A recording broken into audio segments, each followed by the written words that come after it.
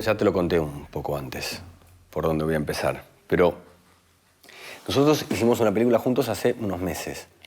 Sí, 2 meses. Fermín. Ajá. Y nos tocó, en un momento determinado del rodaje, que además era en pleno invierno, con mucho frío, en un lugar sin calefacción, con un grupo de gente alrededor, hacer una escena de sexo. Desnudos. Prácticamente, sí. Prácticamente vos. Yo estaba vestido. Tuviste que correr ese riesgo vos. Sí. ¿Cómo te manejás? O sea, siendo mujer, es una pregunta un poco obvia, ¿no? Pero es una pregunta del que no sabe de actuación, pero es... ¿Cómo te manejás con tu cuerpo en relación a la exhibición, la exposición y el trabajo? Desnuda. Yo hice desnudos desde prácticamente el inicio de mi carrera. Desde que cumplí la mayoría de edad, ya me empecé a desnudar. Y en general supongo que también me llegan personajes que se tienen que exponer a eso justamente porque tengo un manejo bastante libre del cuerpo.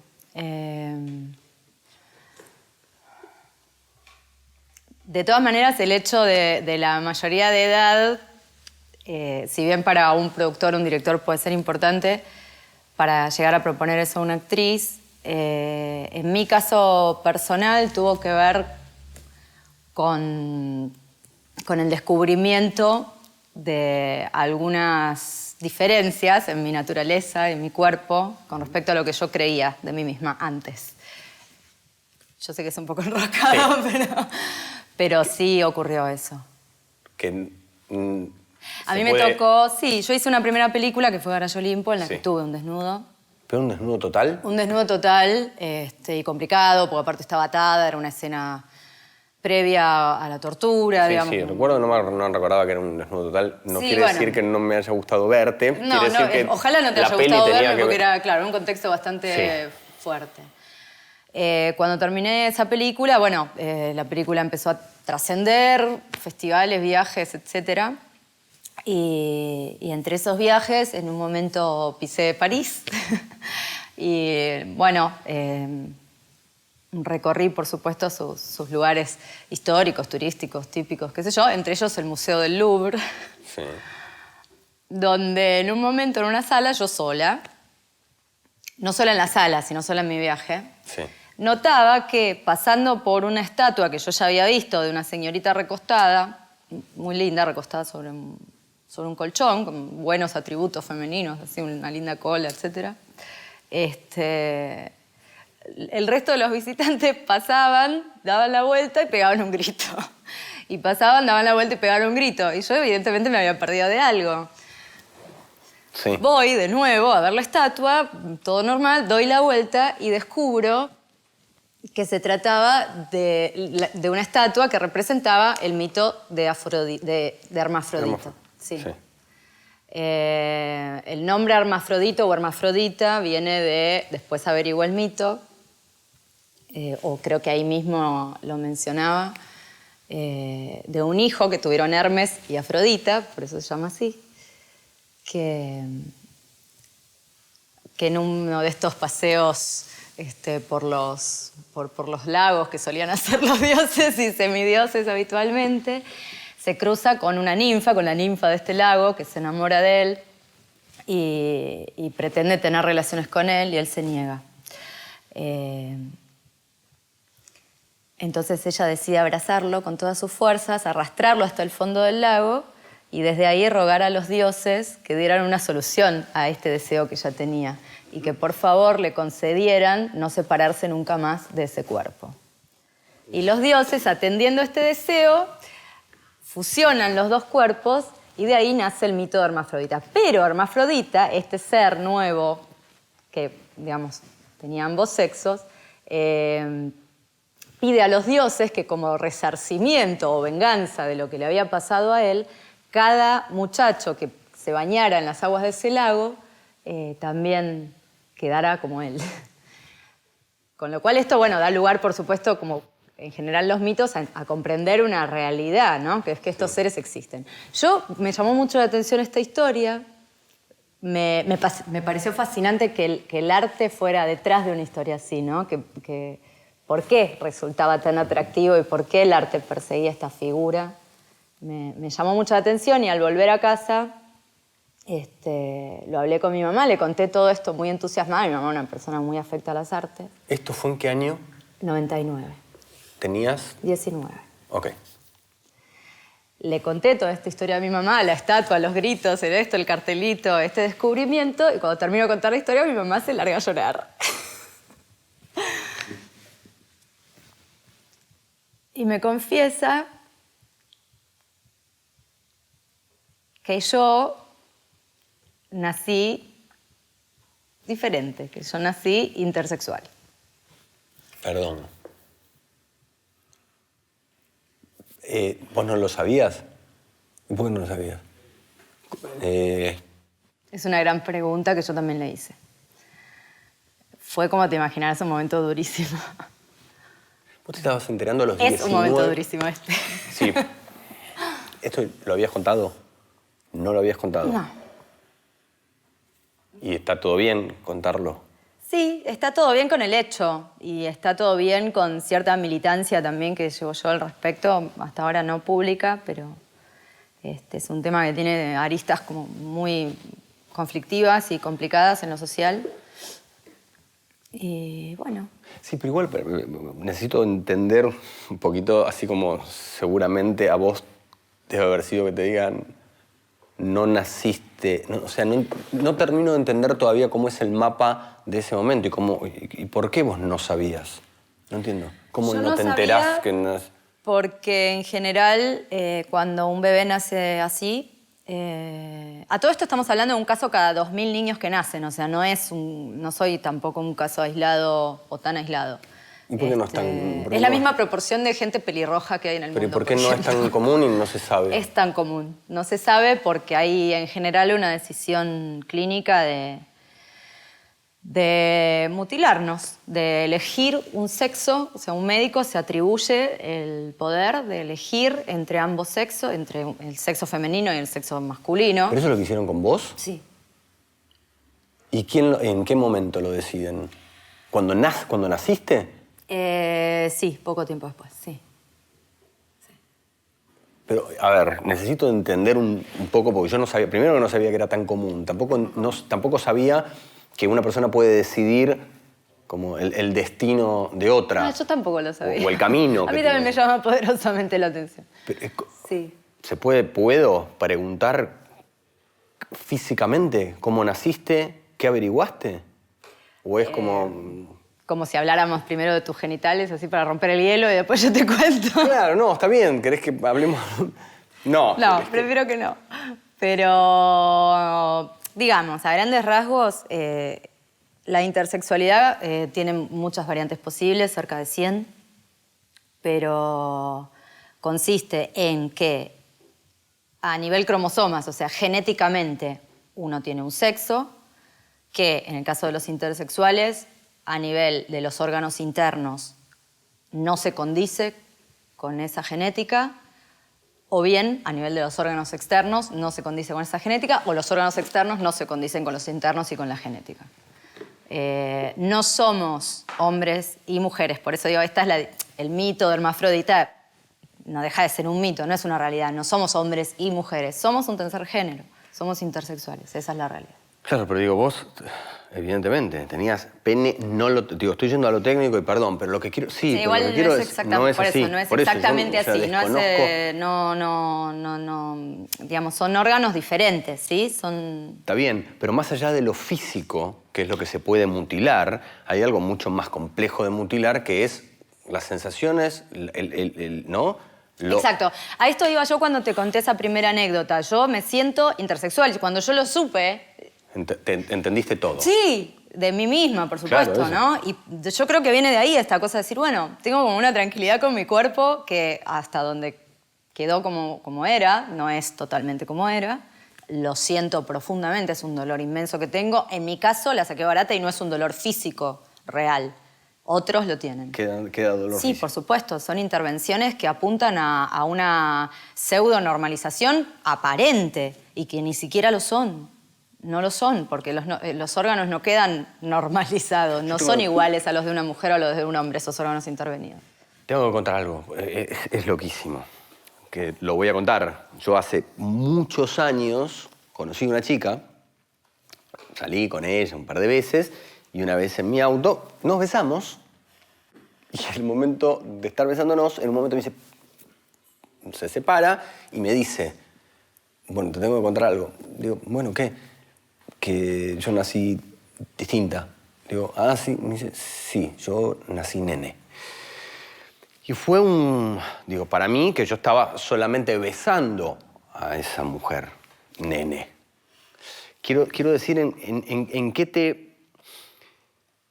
te cambió descubrir quién eras, entender quién eras, quién habías sido y quién intentaron que no fueras, en relación a los demás. Primero me gustaría ver en relación a tu madre. En relación a mi madre fue terrible, porque ella seguía convencida de haber obrado bien al decidir hacer esta intervención. Estas intervenciones, no fue una, fueron varias. Yo hoy la comprendo.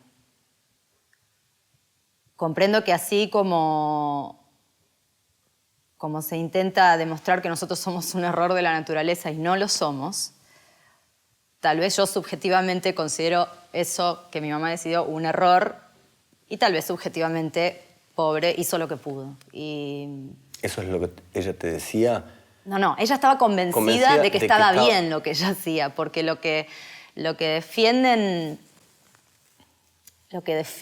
esta corriente, digamos, intervencionista. Sí, es que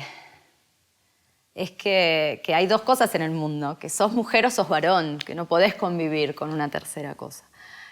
A grandes rasgos te estoy hablando, ¿no? Es un tema que da para muchísimo. Yo hoy comprendo a mis padres y comprendo no quiere decir que justifico ni que estoy de acuerdo. Comprendo la situación en la que se encontraron. Debe ser dificilísimo, durísimo y extremadamente perturbador tener un hijo que nazca en estas condiciones. Sí, pero cuando uno está extremadamente perturbado no es momento de tomar decisiones drásticas y menos sobre el cuerpo de otro. Sí, igual los médicos te suman. Te empujan, no, te convencen de que va a ser normal. De que no lo es, para empezar, te convencen de que no lo es. Pero se puede normalizar. Pero se puede normalizar con una simple intervención. Esa simple intervención, yo después con el tiempo me atreví a ver, no exactamente lo que a mí me hicieron, no soy capaz, pero algunas otras intervenciones que tienen que ver con órganos genitales y te puedo asegurar... ¿Lo veías en video? Sí, no, es terrible lo que se hace. Pensar que eso le hacen a un bebé recién nacido es... que además era sano. Está bien, pero ahora volviendo a ese momento, con tu madre y tu madre diciéndote, llorando y diciéndote lo que había pasado, me interesaría por lo menos unos minutos meternos en qué te pasó en esos primeros momentos. O sea, la bronca con tu madre, pero qué te pasó a vos en relación a la vida, al mundo, al pasado y al futuro, al presente y al futuro. La sensación fue extrañísima porque me alegré. O sea, si bien era terrible la noticia de haber sido mutilada y haberme criado en una mentira, que es, naciste mujer, sos una nena, sos mujer, nada de eso es cierto. Yo había encontrado la verdad y yo ahora sabía con qué identificarme. Yo no dudé ni un instante que eso era yo. Uh-huh. Y yo me encontré, volví a esa sala en el Louvre viendo esa estatua, preguntándome por qué el arte busca este ser desde hace milenios y diciendo, exacto, por qué yo estoy parada ahí, por qué yo estoy viendo, cómo yo también me busqué a mí misma y cómo de repente me encontré.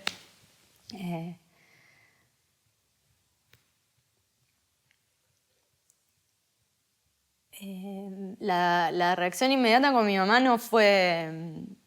Yo no me sentí capaz de transmitirle esta alegría y todo esto. No con ella, no a ella. No en ese momento, ¿no? ¿Y con quién lo compartías?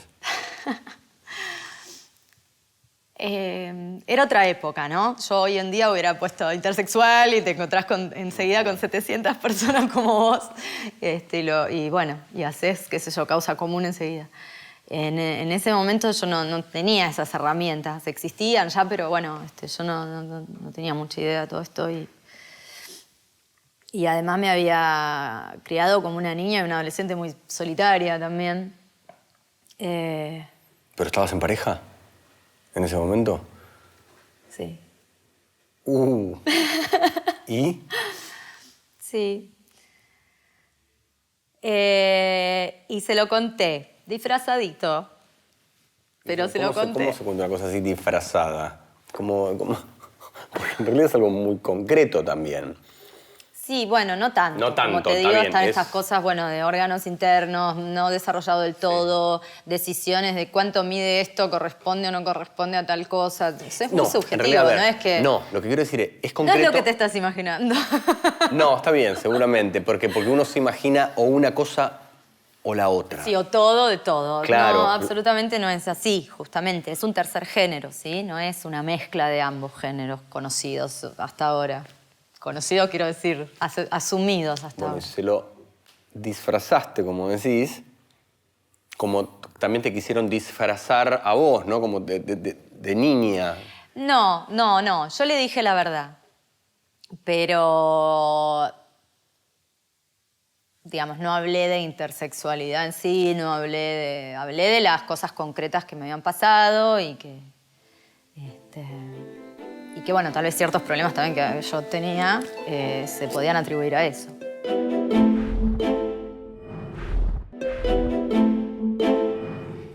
En relación a la elección, cuando vos decís es un tercer sexo, hoy ya la lectura es mucho más amplia. Una mujer puede elegir a una mujer, un hombre puede elegir a un hombre. Antes se suponía que los hombres elegían a las mujeres y las mujeres a los hombres. ¿Cuándo? En ese sentido, claro, no, pero en ese sentido lo planteo desde el placer, desde el desarrollo del deseo. Es tan amplio como eso. Uno puede elegir un hombre o una mujer para andar por la vida, para disfrutar del sexo. No estoy pidiendo que me digas vos elegís mujeres, pero digo, es tan amplio como eso. Es una apertura real de mente de todos nosotros que Sí, a ver, yo tuve, fruto de estas intervenciones, dificultades para desarrollar mi sexualidad.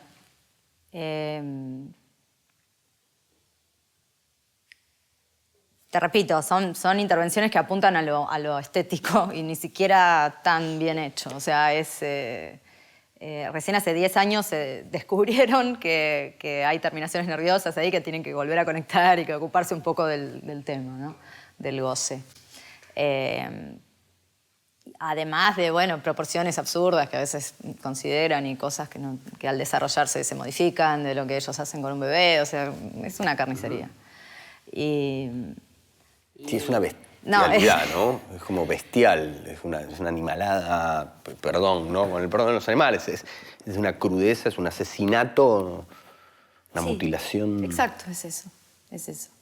Y bueno, como te decía, yo tuve algunas dificultades al inicio de mis relaciones sexuales, de mi vida. Y bueno, elegí un camino de conocimiento y autoconocimiento por ahí alternativo, saliéndome de esta línea de estos médicos que me trataron así, que tomaron estas decisiones y que además tienen disciplinas que no se interrelacionan para nada. O sea, médicos que han contestado claramente las consecuencias psicológicas no son mi área, no sé, cosas así, digamos, muy, muy descaradas.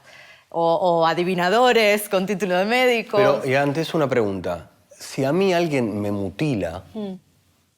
¿Querés romper todo? Sí, y quiero ir a Sí. agarrarlo, al que me mutiló. ¿Quisiste ir a buscarlo supuesto. al médico? Por supuesto. ¿Y lo viste? Sí, por suerte, porque si no estaría presa, era adolescente y exploté por un lado que terminó medio en la nada.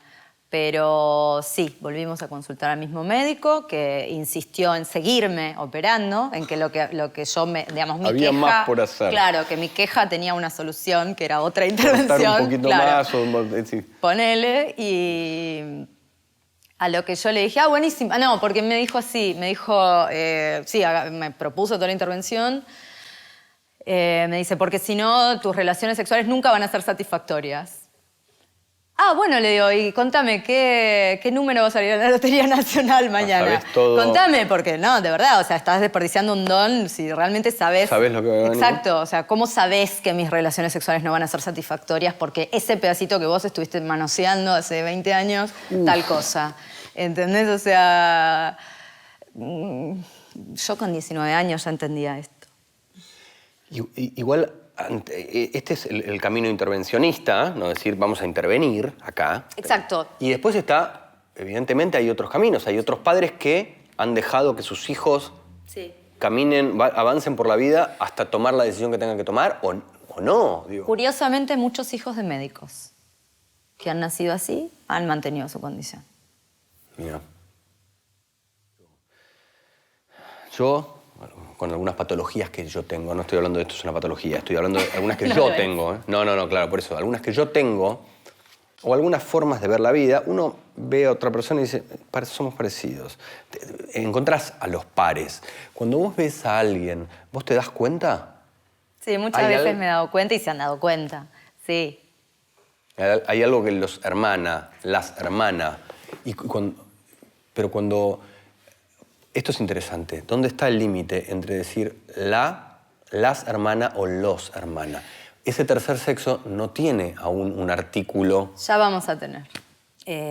No estamos lejos, no me parece que estemos lejos. En Alemania acaban de declarar legal el sexo en blanco, o sea, que no... Que no te pongan ni masculino ni femenino. Exacto, al nacer y que lo decida la persona al crecer. Wow. Sí, esto pasó ahora, así que no estamos lejos. Bueno, en la India, en algunos estados también esto ocurre hace muchísimo tiempo. Bien, me parece que, digamos, el paso siguiente es muy básico y es comprender que cuando un bebé nace con estas características, quien necesita tratamiento son los padres, no el bebé. Claro. Y cuando eso se empiece a dar, digamos, una generación que se críe de esa manera y entendiendo esto y tratando a los padres, que son los que van a tener una perturbación grande y un cambio grande en su vida y digamos, los que de verdad están afrontando un antes y un después y no su naturaleza como es la del niño, me parece que ya vamos a estar mucho más cerca de un cambio generalizado, porque ya va a haber una generación criada de esa manera. Claro. Y no estamos tan lejos. Para vos, más allá que claramente no son un error de la naturaleza, ¿es una evolución de la naturaleza? ¿Son una evolución? Lo he leído como teoría por ahí. Yo no lo comparto. Si fuéramos una evolución habría cada vez más y hubieran aparecido en determinado momento y no hace tanto tiempo como ya hay registro. Pero digo, si me decís que uno cada 2000... Es un montón. Muchísimo. Es un montón. Honestamente no sé y tampoco tengo la información científica suficiente como para decirte que consiste en una evolución. Además, la característica de infertilidad de la mayoría de nosotros puede hablar de que evidentemente no es una evolución. O sí, pero lo que sí estoy segura es que la naturaleza de alguna manera está mandando un mensaje, está queriendo decir algo con la existencia de estos seres. Que existen otras posibilidades de relacionarse, otras posibilidades de pensar, de ver el mundo, otras opciones de futuro, ¿no? Esta cosa de, bueno, emparejarse, procrearse, vos con un hombre, vos con una mujer. Sí, hay pues, otras mensaje, cosas claro, en las que ocupar la cabeza, en las que ocupar el tiempo. Hay otras maneras de relacionarse, hay otras sexualidades posibles, incluso para gente que en algún momento de su vida elija una sexualidad, lo que es hoy llamado normal. digamos, hay otro mundo, hay otras posibilidades de ser, de sentir, de expresarse, de relacionarse y de alguna manera yo creo que nosotros encarnamos esas posibilidades, esa búsqueda eterna del mundo, ¿no? Esto que yo te decía, esta estatua que me llamó tanto la atención porque dije, mirá, hasta qué punto vamos detrás del mito. ¿Por qué? ¿No? Esa eterna incógnita, ese interrogante que persigue al ser humano. Bueno, tal vez tenemos más respuestas, o al menos más preguntas, ¿sí? de las que creemos. Y tal vez nosotros traemos ese mensaje, como cualquier distinto lo trae para cualquier distinto. Me parece que es fundamental empezar a convivir con esa idea. Gracias, nena. Digo, podemos terminar la charla de maneras como... Primero, wow. La que contaste, nenita.